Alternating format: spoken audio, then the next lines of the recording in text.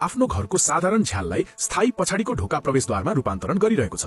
सबैभन्दा पहिले उसले नयाँ खोलाइको ठ्याक्कै साइज ध्यानपूर्वक चिनो लगाउँछ।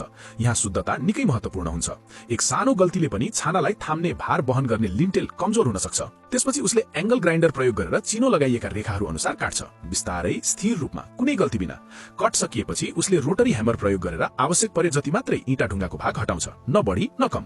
उद्देश्य सरल छ, संरचनालाई असर नपारी भित्तामा खोलाइ बनाउने। खोलाइ पूरा भएपछि नयाँ मोल्टार हालिन्छ र त्यसपछि धातुका गाइड रेलहरू जडान गरिन्छन्। उसले फ्रेमलाई सावधानीपूर्वक मिलाउँछ जबसम्म त्यो पूर्ण रूपमा स्क्वायर र प्लम हुँदैन।